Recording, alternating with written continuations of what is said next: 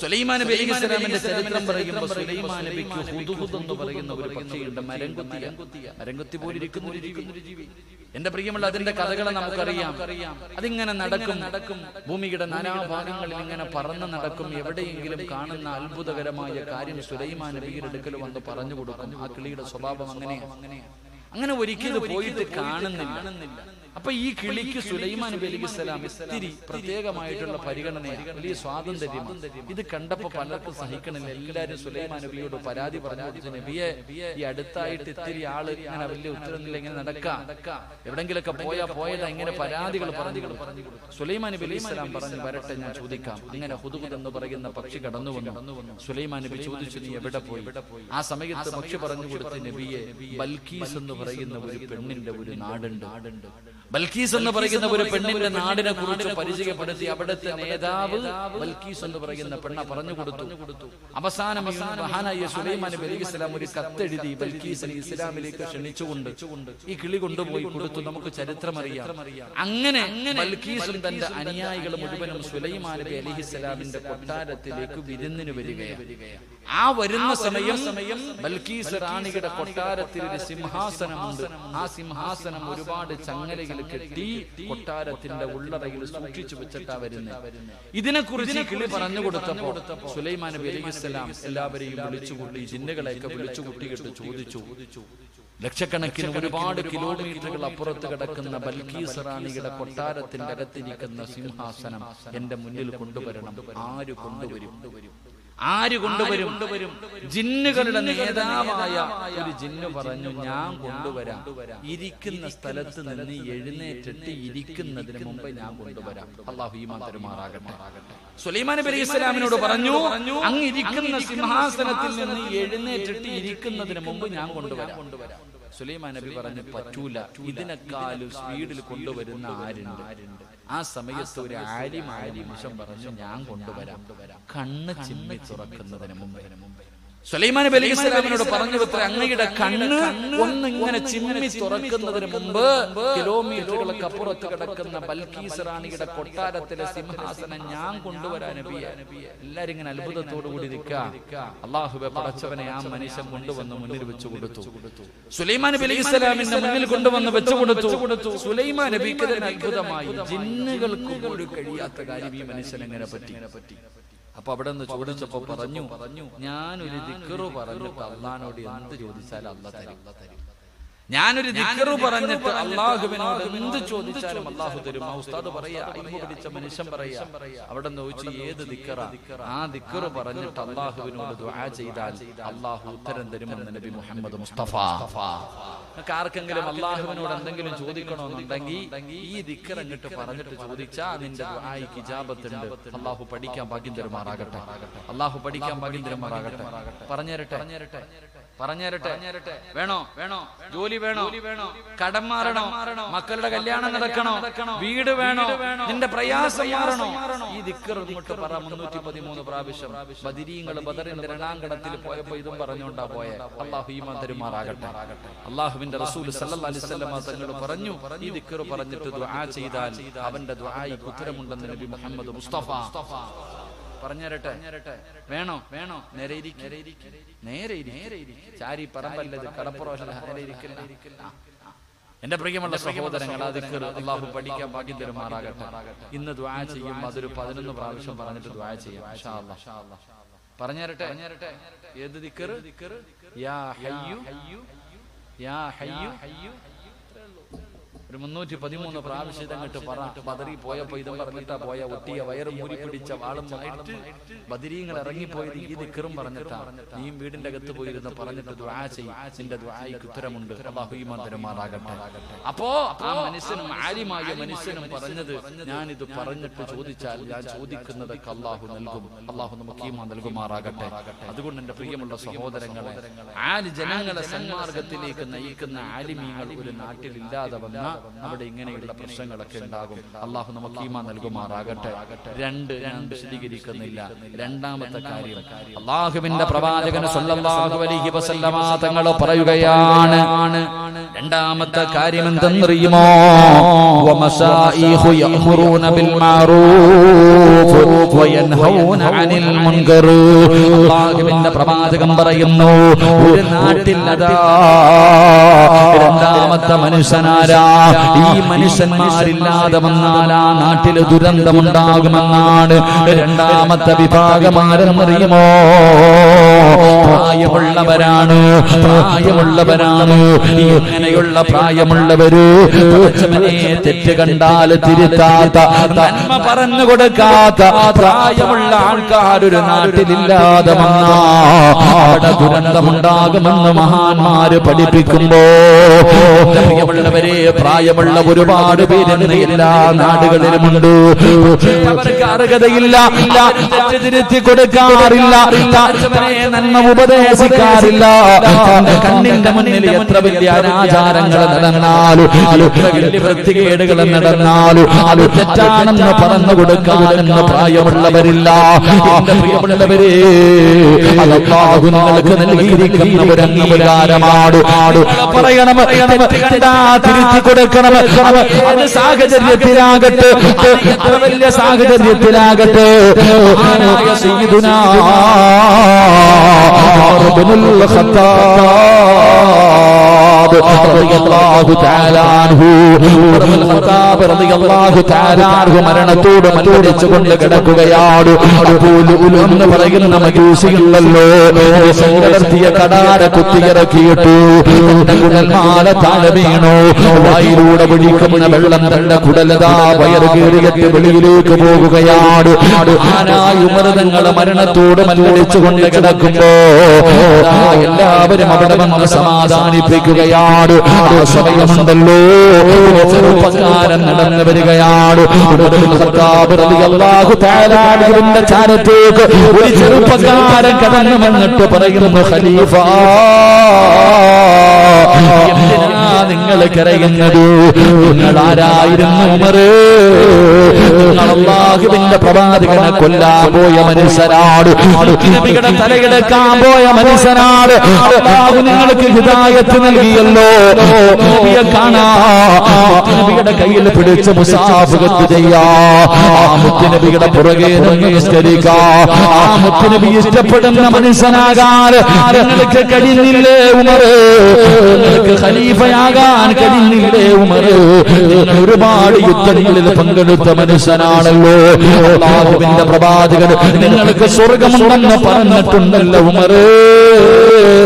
എന്തിനാ നിങ്ങൾ പേടിക്കുന്നത്? സക്കറാത്തിന്റെ അവസ്ഥയിൽ മരണത്തോട് കിടന്ന് മല്ലടിക്കുന്ന ഉമർ ഇബ്നുൽ ഖത്താബ് റളിയല്ലാഹു തആല അൻഹുവിന്റെ മനസ്സിന്റെ ഉള്ളിലേക്ക് കുളിർമഴ പെയ്യുന്നത് പോലെ ഒരുപാട് സന്തോഷമുണ്ടാക്കുന്ന കാര്യങ്ങളെല്ലാം പറഞ്ഞു കൊടുക്കുകയാ. നിങ്ങൾക്ക് ഷഹീദിന്റെ കൂലിയാണ് മറു. നമസ്കാരിക്കാൻ പള്ളിയിലേക്ക് പോകുന്ന വഴിയിലാണ് നിങ്ങൾക്ക് ഈ വിപത്ത് സംഭവിച്ചത്.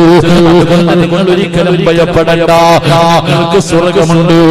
ചെറുപ്പക്കാരൻ ഇതുപോലെയുള്ള കാര്യങ്ങൾ പറഞ്ഞിട്ട് അവിടെ നിന്ന് തിരിച്ച് നടന്നു പോവുകയാണ്. അവിടെ നിന്ന് തിരിച്ച് നടന്നു പോകുമ്പോ ഒരു കാഴ്ച കാണുകയാ. തന്റെ കണ്ണിന്റെ മുന്നിൽ ഒരു തെറ്റ് കണ്ടു. ചെറുപ്പക്കാരൻ വലിയ സന്തോഷമുണ്ടാക്കുന്ന കാര്യങ്ങൾ പറഞ്ഞിട്ട് നടന്നു പോകുമ്പോ നിങ്ങളുണ്ടല്ലോ വയറിങ്ങനെ പൊത്തിപ്പിടിക്കുകയാണ്. ഒരു കൈ ഇങ്ങനെ താഴ്ത്തിപ്പിടിച്ചു. എന്നിട്ട് വിളിക്കുന്ന ചെറുപ്പക്കാരാ,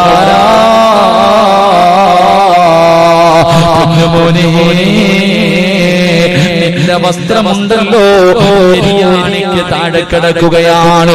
നീ ധരിച്ചിരിക്കുന്ന വസ്ത്രമുണ്ടല്ലോ എനിക്ക് താഴേക്ക് താഴ്ന്നു കിടക്കുകയാ.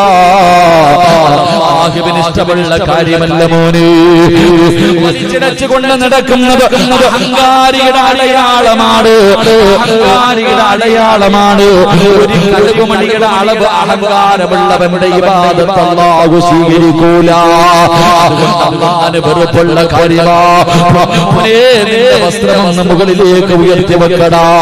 ഇതെപ്പടാ പറഞ്ഞതെന്നറിയുമോ? മരണത്തോട് മല്ലടിച്ചു കൊണ്ടിരിക്കുന്ന സമയത്താണ് വാപ്പാ നീ എന്തേ ഉപദേശിക്കാത്തത്, തെറ്റിതിരുത്താത്തത്? നീ നിന്റെ വീട്ടിലെ കാരണവനാണല്ലോ. നിങ്ങളുടെ കുടുംബക്കാരെ മുഴുവനും ബഹുമാനിക്കുന്ന ഒരു മനുഷ്യരാ. നിന്റെ കുടുംബത്തിൽ എന്തെല്ലാം വൃത്തികേടുകൾ നടക്കുന്നുണ്ട്, ഒരുപാട് അനാചാരങ്ങൾ നടക്കുന്നുണ്ട്. നിന്റെ കൊച്ചുമക്കളുടെ വിവാഹം കടന്നു വരുമ്പോ എന്തെല്ലാം പേക്കൂട്ടുകളാണ് വാപ്പാ. ഇസ്ലാമിനെതിരായിട്ടുള്ള പ്രവർത്തനങ്ങളാ, സമുദായത്തിന് നാണം കെടുത്തുന്ന പ്രവർത്തനങ്ങളാ.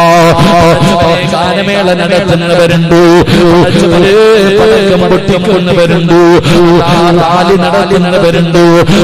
മോശമായ രീതിയിൽ സമുദായത്തിന് പേരുദോഷം കൽപ്പിക്കുന്ന രീതിയിൽ കുടുംബത്തിന്റെ ഗതി എന്തെല്ലാം വൃത്തികേടുകൾ നടക്കുന്നുണ്ട്. എന്തേ അത് പ്രതികരിക്കാൻ കഴിയാത്തത്, പാപമാണെന്ന് പറയാൻ കഴിയാത്തത്, തിരുത്താൻ കഴിയാത്തത് നിന്നെ എന്തുകൊണ്ടാണ് വാപ്പാ? അല്ലാഹു നിന്നോട് ഏൽപ്പിച്ചിരിക്കുന്ന കാര്യമാണല്ലോ. മക്കളുണ്ടല്ലോ, മക്കളുണ്ടല്ലോ, കുടുംബത്തിലെ പല ചെറുപ്പക്കാരുമുണ്ടല്ലോ. അവർക്ക് തെറ്റിതിരുത്തി കൊടുക്കേണ്ട ബാധ്യത നിനക്കുണ്ട്. നീ തിരുത്താറില്ല. വിചാരിക്കുന്നത് അവരും അല്ലാഹുവും തമ്മിൽ തീർക്കട്ടെ. അങ്ങനെ കരുതാൻ പാടില്ല. ഈ നാട്ടിലെ പ്രായമുള്ള ഉമ്മമാരോട് പറയുകയാണ്, തെറ്റ് കണ്ടാ തിരുത്തണേ ഉമ്മ.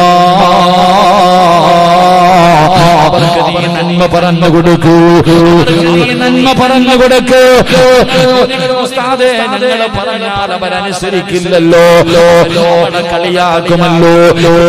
ബാപ്പാ നീ പേടിക്കുന്നത് അനുസരിക്കുകയോ അനുസരിക്കാതിരിക്കുകയോ ചെയ്യട്ടെ. കളിയാക്കട്ടെ, പരിഹസിക്കട്ടെ, നാണം കെടുത്തട്ടെ, ഒരിക്കലും പതറാ പാടില്ല. കണ്ണിന്റെ മുന്നിൽ ഒരു തെറ്റ് കണ്ടാ കൊടുത്താൽ അല്ലാഹു നിനക്ക് തരുന്ന പ്രതിഫലം എന്തെന്നറിയുമോ?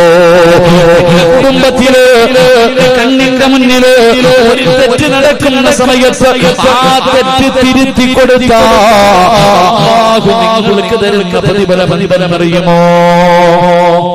പ്രായമുള്ള ആൾക്കാര് പണ്ടങ്ങനെ, പ്രായമുള്ള ആൾക്കാര് നാട്ടിലെ ചെറുപ്പക്കാർക്ക് പേടിയ കാരണം എന്തെങ്കിലും തെറ്റ് കണ്ടാ തിരുത്തി കൊടുക്കുന്ന ഒരു വിഭാഗം ഉണ്ടായിരുന്നു. പക്ഷെ ഇന്നില്ല. കണ്ണിന്റെ മുന്നിൽ തന്റെ കുടുംബത്തിൽ തന്നെ എന്തെല്ലാം വൃത്തികേടുകൾ നടക്കുമ്പോ തിരുത്തണ എത്ര വാപ്പമാരാവുള്ള, എത്ര പേരെ തിരുത്തി കൊടുക്കണം? ആർക്ക് സമയമില്ല. എന്റെ പ്രിയമുള്ള സഹോദരങ്ങളെ, തിരുത്തി കൊടുക്കണം. ആ ജോലി അല്ലാഹു നിങ്ങളെ ഏൽപ്പിച്ചിരിക്കുന്ന ജോലിയാണ്. അത് അല്ലാഹു നിങ്ങൾക്ക് ഏൽപ്പിച്ചിരിക്കുന്ന ജോലി. നാട്ടിലെ പ്രായമുള്ള വാപ്പയും ഉമ്മയും തെറ്റ് കണ്ടാ തിരുത്തി കൊടുക്കണമെന്ന് നബി മുഹമ്മദ് മുസ്തഫ. ഉറക്കെ പറഞ്ഞ നബി മുഹമ്മദ് മുസ്തഫ. ഇത് നിങ്ങളുടെ ജോലിയാ, പള്ളിയിലെ ഖത്തീബിന്റെ മാത്രം ജോലിയല്ല. ഇത് നിന്റെ ജോലിയാ. കണ്ടാ തിരുത്തണം, അവന് നന്മ പറഞ്ഞു കൊടുക്കണം. മുടി വളർത്തിയിട്ട് നടക്കുന്നവനെ വിളിച്ചിട്ട് പറയണണ്ടാ മോനെ നല്ലതുപോലെ നടക്കടാ, ഇത് പാപമാടാ, ഇത് അല്ലാഹുവിന് ഇഷ്ടമില്ലാത്ത കാര്യമാടാ, മലക്കുകളുടെ ശാപം കിട്ടുന്ന കാര്യമാടാ, ഇത് പറഞ്ഞു കൊടുക്കാൻ വാപ്പ നിനക്ക് അർഹതയുണ്ട്, നീ പറഞ്ഞു കൊടുക്കണം. അല്ലാഹു ഈമാൻ തരുമാറാകട്ടെ. പക്ഷെ പലരും പറയത്തില്ല, ഓ അബൂബക്കറിന്റെ മോൻ അങ്ങനെ നടന്ന എനിക്ക് ഇവിടെ എന്താ? നമ്മൾ സ്വന്തം കാര്യം ശ്രദ്ധാവ് അങ്ങനെയല്ല, തിരുത്തി കൊടുക്കണം. അപ്പൊ നിങ്ങൾ ചോദിക്കണം, ഉസ്താദ് ഇത് പറഞ്ഞ അവരനുസരിക്കത്തില്ല, അവര് നമ്മളെ കളിയാക്കട്ടെ, പാപ്പ നിനക്കെന്താ വേണ്ടേ? നീ നിന്റെ ജോലി നിന്നോട് പറഞ്ഞ കാര്യം നീ ചെയ്ത് തിരുത്തണമെന്ന് പറഞ്ഞ തിരുത്തണം. തിരുത്തി കൊടുത്ത അല്ലാഹു തന്നെ പ്രതിഫലം കേൾക്കും. ഇത് കേട്ടിട്ട് തീരുമാനിക്കു വേണോ വേണ്ടയോ വേണ്ടയോ. അല്ലാഹു ഈമാൻ തരുമാറാകട്ടെ. തന്റെ കണ്ണിന്റെ മുന്നിൽ തന്റെ കണ്ണിന്റെ മുന്നിൽ തെറ്റ് നടക്കുന്നത് കണ്ടാ തിരുത്തി കൊടുക്കണം. അങ്ങനെ തിരുത്തി കൊടുത്താൽ അല്ലാഹു തരുന്ന പ്രതിഫലം എന്താണ്? മഹാനായ നബി മുഹമ്മദ് മുസ്തഫ തങ്ങൾ പറയുകയാണ്, കണ്ണിന്റെ മുന്നിൽ പാപങ്ങൾ ചെയ്യുന്നത് കാണുമ്പോൾ, ദീനിനെതിരായിട്ടുള്ള പ്രവർത്തനങ്ങൾ നടക്കുന്നത് കാണുമ്പോൾ തിരുത്തി കൊടുത്താൽ അല്ലാഹു തരുന്ന പ്രതിഫലം എന്താ? അല്ലാഹു തരുന്ന പ്രതിഫലം എന്താ? മഹാനായ നബി മുഹമ്മദ് മുസ്തഫ സല്ലല്ലാഹു അലൈഹി വസല്ലമ തങ്ങൾ പറയുകയാണ്, നാളെ ഇസ്രാഫീൽ എന്ന മലക്ക് രണ്ടാമതും സൂറന്ന കാഹളത്തിലൂതുമ്പോൾ അകത്ത് നിന്ന് എഴുന്നേറ്റ് എല്ലാവരും പടച്ചറപ്പിന്റെ കോടതിയിലേക്ക് കടന്നു വരികയാണ്. കബർ പൊളിച്ചിട്ട് കബറിനകത്ത് കിടക്കുന്നവർ മുഴുവൻ നാളെ പടച്ചറപ്പിന്റെ കോടതിയിലേക്ക് പള്ളിയുടെയും പണിയുടെയും കഴുതയുടെയും പിന്നാരങ്ങളിൽ കൊണ്ടുകുത്തി വെച്ച് കിടന്ന് കിടന്ന കുഷ്ഠരോഗിയെ പോലെ വലിപ്പമുള്ള വയറ് വലിച്ചുകൊണ്ട് 41 വിഭാഗത്തില് പ്രവാചകന്റെ സമുദായം നാളെ പടച്ചറപ്പിന്റെ കോടതിയിലേക്ക് കടന്നു വരുമ്പോ സഹായിക്കാറില്ലാത്ത കോടതിയോടല്ലോ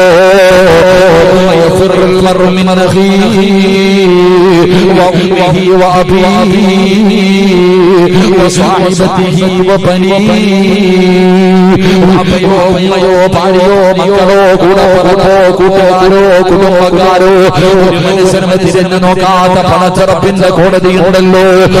കോടതിയിൽ നമ്മളെല്ലാവരും ഇങ്ങനെ നിൽക്കുമ്പോ ആകെ ഉടുതുണിയില്ല, ശരീരത്തിൽ ഒരു നൂൽബന്ധം പോലുമില്ല, വസ്ത്രം ധരിക്കാതെ ചെരുപ്പ് ധരിക്കാതെ ചെമ്പിന്റെ തറയില് സൂര്യച്ച് നിൽക്കുകയാണ്. പരലോകത്തെ റബ്ബിന്റെ മുന്നിൽ വിയർപ്പിന്റെ അകത്ത് നിന്ന് അല്ലാഹുവേ വിളിക്കുന്ന സമയമുണ്ടല്ലോ. യാ വൈലതാ യാ ഹസ്രതാ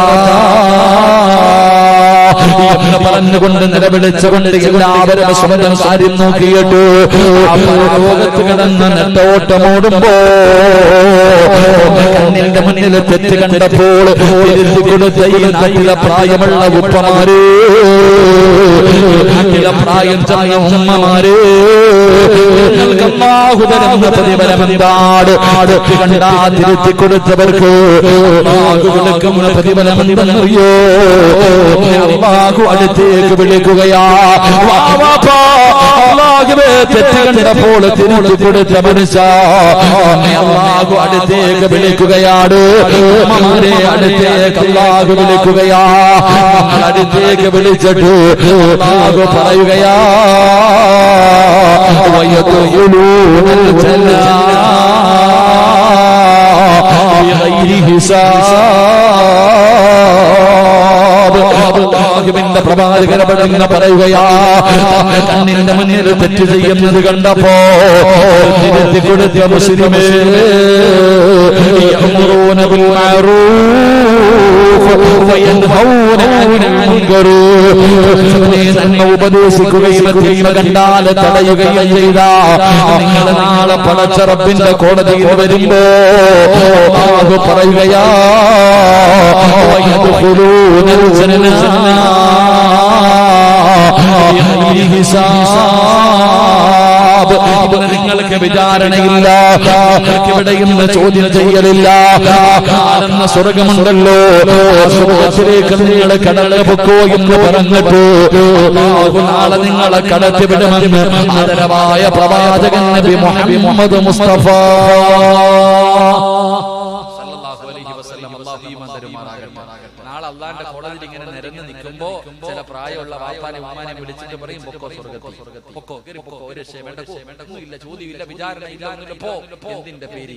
ഈ നാട്ടിലെ ചെറുപ്പക്കാര് തെറ്റ് ചെയ്യുന്നത് കണ്ടപ്പോ, നിന്റെ ഭാര്യ മക്കളും നിന്റെ കുടുംബക്കാരും തെറ്റ് ചെയ്യുന്നത് കണ്ടപ്പോ അത് തെറ്റാണെന്ന് പറഞ്ഞു കൊടുത്തതിന് അല്ലാഹു നിനക്ക് തരുന്ന പ്രതിഫലമാണെന്ന് നബി മുഹമ്മദ് മുസ്തഫ പറഞ്ഞ നബി മുഹമ്മദ് മുസ്തഫ. എന്റെ പ്രിയമുള്ള സഹോദരങ്ങളെ, തെറ്റ് കണ്ട തിരുത്തേണ്ട ജോലി ഈ നാട്ടിലെ പ്രായമുള്ളവരുടെ ബാധ്യതയാണ്. അങ്ങനെയുള്ള വാപ്പമാരില്ലാതെ വന്ന ഭൂകമ്പം മാത്രമല്ല, വേറെ എന്തുമുണ്ടാകും. അല്ലാഹു കാത്തിരക്ഷിക്കുമാറാകട്ടെ, അല്ലാഹു കാത്തിരക്ഷിക്കുമാറാകട്ടെ. അങ്ങനെയുള്ള വാപ്പമാരില്ല, ഇല്ലേ?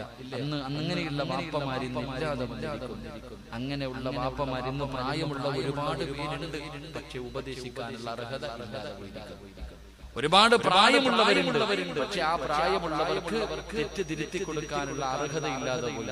അത് നിന്റെ കയ്യിലിരിപ്പാ. അള്ളാഹു കാത്തുരക്ഷിക്കുമാറാകട്ടെ, അള്ളാഹു കാത്തുരക്ഷിക്കുമാറാകട്ടെ. അപ്പൊ ഭൂമിയിൽ ദുരന്തമുണ്ടാകാനുള്ള രണ്ടാമത്തെ കാരണം തെറ്റ് കണ്ടാൽ തിരുത്തി കൊടുക്കുകയും നന്മ ഉപദേശിച്ചു കൊടുക്കണം. മോനെ, ഇങ്ങനെ നടക്കുന്നത് ശരിയല്ല, ഇങ്ങനെ ചെയ്യുന്നത് അള്ളാഹുവിന് ഇഷ്ടമുള്ള കാര്യമല്ല, നന്മകൾ പറഞ്ഞു കൊടുക്കുക, നന്മകൾ ചെയ്യിപ്പിക്കുക. അങ്ങനെയുള്ളവരില്ലാതെ വന്നാൽ വിപത്തുകൾ ഉണ്ടാകും. അള്ളാഹു ഈമാൻ തരുമാറാകട്ടെ. മൂന്നാമത്തെ വിഭാഗം. സമയം 11 മണി കഴിഞ്ഞു. നിർത്താറായോ? പറ, നിർത്താറായോ? ബോറടിച്ചു തുടങ്ങി. പറ. എനിക്ക് ഒരെണ്ണം കൂടെ പറയണമെന്ന്. നിങ്ങൾ ഇരുന്നാൽ പറയാമില്ലെങ്കിൽ എന്ത് വേണം പറയണമെന്നുള്ളവരൊക്കെ ഒന്ന് കൈവക്കിക്കുക. അൽഹംദുലില്ലാഹ്. അല്ലാഹു ഈമാൻ നിലനിർത്തി തരുമാറാകട്ടെ. ആ പൊക്കിയ കൈയൊന്ന് പോക്കറ്റിലിട്ടെ. ആ ഉയർത്തിയ കൈ നിന്റെ പോക്കറ്റിലേക്ക് ഇട്ടിട്ട് ഒരു നല്ല സദഖ എടുക്കുക. നല്ല കാര്യത്തിന് ബക്കറ്റ് ഇട്. എല്ലാവരും ആ ഉയർത്തിയ കൈ നിന്റെ പോക്കറ്റിൽ കൈയിട്.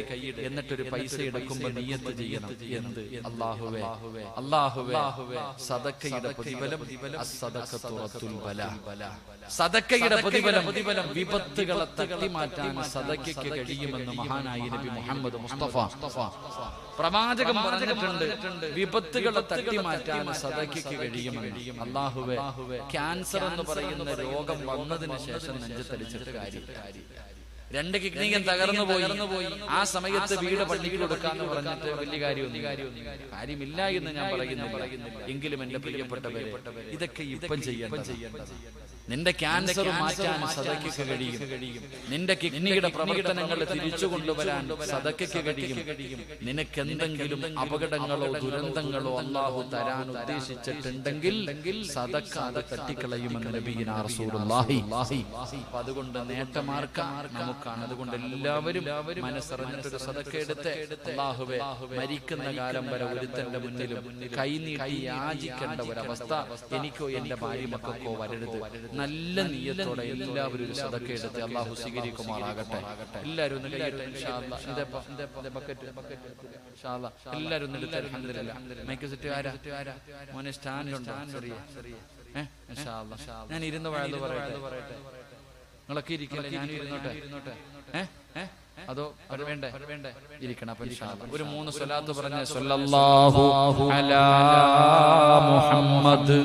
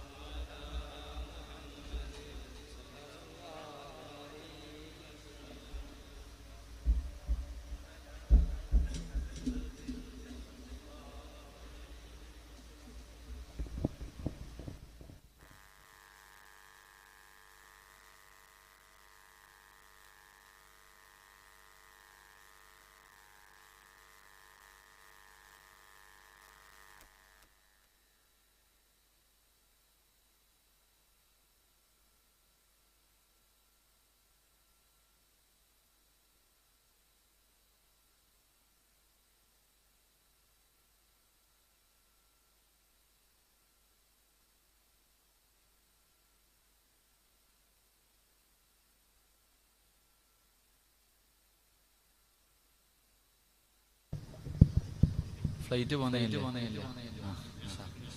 കുഴപ്പമില്ല. തലയിൽ വീഴാതിരുന്നാൽ അല്ലാഹു കാക്കുമാറാകട്ടെ. എന്റെ പ്രിയമുള്ള സഹോദരങ്ങളെ, മൂന്നാമത്തെ വിഭാഗം അല്ലാഹു നമ്മളെയൊക്കെ കാത്തുരക്ഷിക്കുമാറാകട്ടെ. അല്ലാഹുവേ, ഈ പറഞ്ഞ സ്വലാത്ത് നീ സ്വീകരിക്കണേ തമ്പുരാനെ. ഈ സ്വലാത്തിന്റെ ബർക്കത്ത് കൊണ്ട് അല്ലാഹുവേ, ആരെല്ലാം സദഖ കൊടുത്തോ അവരുടെ ജീവിതത്തിൽ നീ ഖൈറും ബർക്കത്തും ഐശ്വര്യവും നൽകണേ തമ്പുരാനെ. അല്ലാഹുവേ, അവരുടെ കുടുംബത്തിൽ മരിക്കുന്ന കാലം വരെ നീ ദാരിദ്ര്യം കൊടുക്കല്ലേ അല്ലാ, പട്ടിണി കൊടുക്കല്ലേ അല്ലാ. ആരുടെ വീട് പട്ടിണിയായാലും അല്ലാഹുവേ, ഈ സദസ്സിലിരിക്കുന്ന ഈ സദഖ കൊടുക്കുന്നവരുടെ പാവങ്ങളുടെ വീടിന്റെ അകത്ത് നീ ഭക്ഷണം കൊടുത്ത് അനുഗ്രഹിക്കണേ തമ്പുരാനെ. അല്ലാഹു ബർക്കത്ത് ചെയ്യുമാറാകട്ടെ. അല്ലാഹു ബർക്കത്ത് ചെയ്യുമാറാകട്ടെ. ഇൻഷാ അല്ലാഹ്. എന്റെ പ്രിയമുള്ള സഹോദരങ്ങളെ, മൂന്നാമത്തെ വിഭാഗം എല്ലാവരും വലിയ പ്രതിസന്ധിയില്ല. സാമ്പത്തികമായിട്ടൊക്കെ വലിയ തകർന്ന് തരിപ്പണമായി. ഉസ്താദേ, എന്ത് ചെയ്യണം എന്നറിയില്ല. എല്ലാവരും വലിയ ബുദ്ധിമുട്ടില്ല. ഇങ്ങനെ പറയുന്നുണ്ട്. എല്ലാരും ഇങ്ങനെ പറയുന്നുണ്ട് ബുദ്ധിമുട്ടുണ്ടെന്ന്. പക്ഷെ ആരുടെ വീട്ടിലാ അപ്പൊ ബുദ്ധിമുട്ടുള്ള? ആരുടെ വീട്ടിലാ ബുദ്ധിമുട്ടുള്ള? നിന്റെ വീട്ടിൽ നിന്റെ ഭാര്യക്കും മക്കൾക്കും കഴിക്കാൻ ഭക്ഷണം വാങ്ങിക്കൊടുക്കാൻ നിന്നെ കൊണ്ട് കഴിയുന്നില്ലെങ്കിൽ കേന്ദ്ര സർക്കാരിനെ കുറ്റം പറഞ്ഞിട്ട് കാര്യമുണ്ടോ? പറചങ്ങാതിമാരെ കാര്യമുണ്ടോ? നിന്റെ വീട്ടിൽ ഭക്ഷണമില്ലാത്തത് കേന്ദ്ര സർക്കാർ ഉള്ളതുകൊണ്ടാ, GST വന്നതുകൊണ്ടാ, പറചങ്ങാതിമാർ അതുകൊണ്ടാ? അല്ല, നിന്റെ കയ്യിൽ അല്ലാഹു ഈമാൻ തരുമാറാകട്ടെ. നിന്റെ വീട്ടിൽ തിന്നാൻ ഭക്ഷണമില്ലെങ്കിൽ അതിന്റെ കാരണം മോഡി സാറല്ല, നീ തന്നെ. അത് നിന്റെ കയ്യിലിരിപ്പ്. അല്ലാഹു കാത്തുരക്ഷിക്കുമാറാകട്ടെ. അല്ലാഹു കാത്തുരക്ഷിക്കുമാറാകട്ടെ. അല്ലാഹു ബർക്കത്ത് ചെയ്യുമാറാകട്ടെ. എന്റെ പ്രിയമുള്ള സഹോദരങ്ങളെ, മരിക്കുന്ന കാലം വരെ ഒരു നന്മ പറഞ്ഞുതരാം. മരിക്കുന്ന കാലം വരെ നിന്റെ വീടിന്റെ അകത്ത് റിസ്ക് ഉണ്ടാകും. മരിക്കുന്ന കാലം വരെ നിന്റെ വീടിന്റെ അകത്ത് പട്ടിണി ഉണ്ടാകില്ല. അംബാനിയുടെ വീട്ടിൽ പട്ടിണി ഉണ്ടായാലും ഏറ്റവും വലിയ പണക്കാരനാണല്ലോ അംബാനി. ഇനി അവൻ എത്തിക്കാനായിന്ന് സങ്കല്പിക്കാൻ എനിക്ക് ആഗ്രഹമൊന്നുമില്ല. ഓൻ എത്തിക്കാനായിലാകാൻ നിങ്ങൾ ചിന്തിക്കുക. അത്രയും വലിയ സമ്പന്നനായ അവൻ പോലും തകർന്ന് തരിപ്പണമായിട്ട് അവന്റെ വീടിന്റെ അകത്ത് പോലും കഴിക്കാൻ ഭക്ഷണമില്ലാത്ത ഒരു സാഹചര്യം ഉണ്ടായി. എന്നാലും നിന്റെ വീട്ടിൽ തിന്നാൻ ഭക്ഷണം ഉണ്ടാകുമെന്ന് നബി മുഹമ്മദ് മുസ്തഫ. അള്ളാഹു നമ്മുടെ വീട് അങ്ങനെയാക്കി തരുമാറാകട്ടെ. അള്ളാഹു അങ്ങനെയുള്ള വീടാക്കി തരുമാറാകട്ടെ. മരിക്കുന്ന കാലം വരെ ഒരുത്തന്റെ മുന്നിൽ കൈനീട്ടാതെ ജീവിക്കണം. അള്ളാഹു ഭാഗ്യം തരുമാറാകട്ടെ. നിങ്ങൾക്ക് ആർക്കെങ്കിലും അങ്ങനെ ജീവിക്കാൻ ആഗ്രഹമുണ്ടോ? ആഗ്രഹമുള്ളവരൊക്കെ ഒന്ന് കൈപൊക്കി. അൽഹംദുലില്ലാ. ഒരു കാര്യം ചെയ്താൽ മതി കേട്ടാ. ഒരേ ഒരു കാര്യം നിങ്ങൾ ആരെങ്കിലും ചെയ്താൽ മരിക്കുന്ന കാലം വരെ നിന്റെ വീടിന്റെ അകത്ത് ഭക്ഷണം ഉണ്ടാകും. ഒരാളുടെ വീട്ടിലും പോണ്ട, ഒന്നിനും പോകണ്ട. നിങ്ങളുടെ വീടിന്റെ അകത്ത് അള്ളാഹു ഭക്ഷണം തരും. അള്ളാഹു ഈമാൻ തരുമാറാകട്ടെ. അള്ളാഹു ഈമാൻ തരുമാറാകട്ടെ. ചെയ്യുമോ? ചെയ്യാവോ? വേണമെങ്കിൽ ചെയ്യും. എനിക്ക് നിർബന്ധമൊന്നുമില്ല. നിനക്ക് വേണമെങ്കിൽ. ഇല്ലെങ്കിൽ പള്ളിയുടെ മുന്നിൽ പോയിരുന്ന് പിരിവെടുക്കേണ്ടി വരും. സംഘടനകൾക്ക് അപേക്ഷ കൊടുത്തിട്ട് കാത്തിരിക്കേണ്ടി വരും. റമദാൻ മാസം ആകുമ്പോ ഓരോ വീടും കയറി ഇറങ്ങി പിരിവെടുക്കേണ്ടി വരും. അല്ലാഹു കാത്തുരക്ഷിക്കുമാറാകട്ടെ. ചെയ്യുവോ? ഉറക്കെ ഇൻഷാ അല്ലാഹ് പറ. ഉറക്കെ അല്ലാഹുവേ പടച്ചവനെ, മരിക്കുന്ന സമയത്ത് ഈ ഇൻഷാ അല്ലാഹ് പറയുന്ന ശബ്ദത്തിൽ ലാ ഇലാഹ ഇല്ലല്ലാഹ് പറഞ്ഞു മരിക്കാൻ ഭാഗ്യം നൽകണ പടച്ചവൻ. ഇനിയൊരു ഇൻഷാ അല്ലാഹ് പറഞ്ഞ് എല്ലാവരും എഴുന്നേറ്റ്. കഴിഞ്ഞില്ലേ? ബക്കറ്റ് പിരിവ് കഴിഞ്ഞില്ലേ? കഴിഞ്ഞ എല്ലാവരും എഴുന്നേറ്റ്. സുഖമില്ലേ? അടുത്തിരിക്കുന്ന ആളോട് സലാം പറഞ്ഞു. വെറുതെ അല്ല, കൈ പിടിച്ചിട്ട് പറ. പറഞ്ഞോ, അടുത്തിരിക്കുന്ന ആളുടെ കയ്യിൽ പിടിച്ചിട്ട് പരിചയപ്പെട്ടോ. പ്രയോജനം ചെയ്യുന്ന ആളെ നാളെ നിനക്ക് പ്രയോജനമുണ്ടാകും. മഹാനായ നബിയന റസൂലുള്ളാഹി കൈ പിടിച്ചിട്ട് സലാം പറഞ്ഞാലുള്ള പ്രയോജനം നാളെ നിന്റെ അടുത്തിരിക്കുന്നവൻ സ്വർഗത്തിലും നീ നരകത്തിലും. അപ്പൊ ഈ കൈ പിടിച്ച് ഈ ചങ്ങാതിയോട് അള്ളാഹു ചോദിക്കും, നീ എന്താ സ്വർഗത്തിൽ കടന്നിട്ടും വലിയ സന്തോഷമില്ലാത്തത്? എനിക്കൊരു കൂട്ടുകാരൻ ഉണ്ടായിരുന്നു, വയലിന്റെ സദസ്സിൽ വെച്ച് പരിചയപ്പെട്ടതാ. പടച്ചറപ്പേ, ഓ നരകത്തിൽ കിടക്കാറില്ല, പിന്നെ എങ്ങനെ എനിക്ക് സന്തോഷം? ആണോ? പോയി വിളിച്ചോണ്ട് പോയി വിളിച്ചോണ്ട് വാടാ. ചിലപ്പോ ഈ കൈ പിടിച്ചത് നാളെ അവിടെ ഉപകാരപ്പെടും. അള്ളാഹു ഈമാൻ തരുമാറാകട്ടെ. അള്ളാഹു അങ്ങനെയുള്ള കൂട്ടുകാരെ പിടുത്തുമാറാകട്ടെ. അപ്പൊ ഇൻഷാ അല്ലാഹ് അവരവരിയ്ക്കുന്ന കസേരയുടെ മുകളിൽ ഒന്ന് കൈവച്ച്. അവിടെ കസേര ഉണ്ടോ? ഉണ്ട്. എടുത്ത് മുന്നോട്ട് വന്ന് എല്ലാരും ആ കസേര എടുത്ത് ഫ്രണ്ടിലോട്ട് വാ. ഞാൻ നിർത്താ. ഇറങ്ങ്. അരസിന്റെ മുകളിൽ ഇരിക്കുന്നവരൊക്കെ താഴെ ഇറങ്ങുക. കേറിക്കോ. ഞാൻ നിർത്താം. മോനെ ചങ്ങായിടാ. അവിടെ വയറ് കിടക്കുന്നു. പൈസലേ ആ വയറിൽ അങ്ങ് പിടിച്ചേക്ക്. വാ.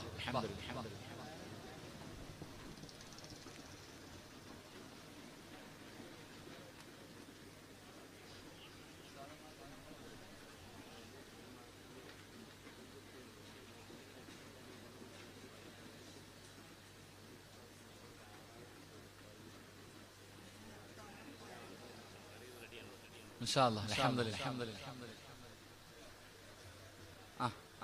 എന്താപ്പാ അല്ലേ? അൽഹംദുലില്ലാഹ്. ഇത്രയും പേരുണ്ടായിരുന്നു, ഇത്രയും ആളുണ്ടായിരുന്നു. മാഷാ അല്ലാഹ്. അൽഹംദുലില്ലാഹ്.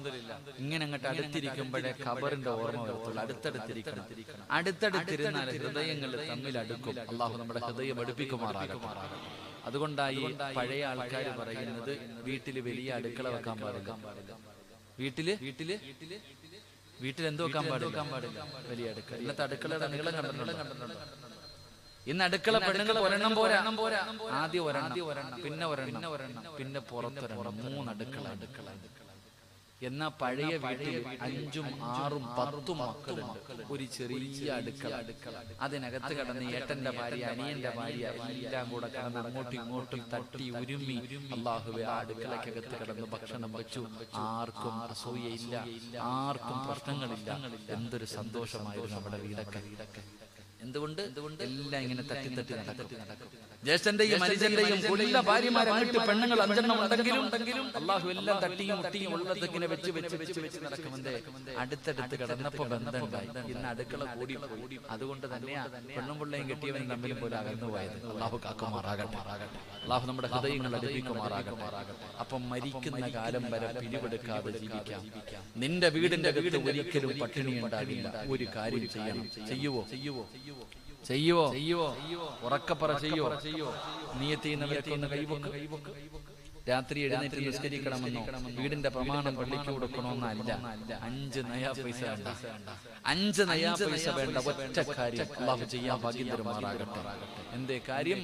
വഅ്മുറു അഹ്ലക ബിസ്സലാത്തി വസ്തബിർ അലൈഹാ ലാ നസ്അലുക റിസ്ഖ നഹ്നു നർസുഖു. അല്ലാഹു പറയുകയാ, മരിക്കുന്ന കാലം വരെ നിന്റെ വീടിന്റെ അകത്ത് പട്ടിണി ഉണ്ടാകാതിരിക്കാൻ നിനക്കും നിന്റെ ഭാര്യക്കും മക്കൾക്കും തിന്നാനുള്ള ഭക്ഷണം അല്ലാഹു തരും. എന്ത് ചെയ്യണം? 5 നേരം നിസ്കരിച്ചാൽ മതി എന്ന് അല്ലാഹുവിന്റെ വിശുദ്ധ ഖുർആൻ. അല്ലാഹു ഈമാൻ തരുമാറാകട്ടെ. എന്ത് ചെയ്യണം?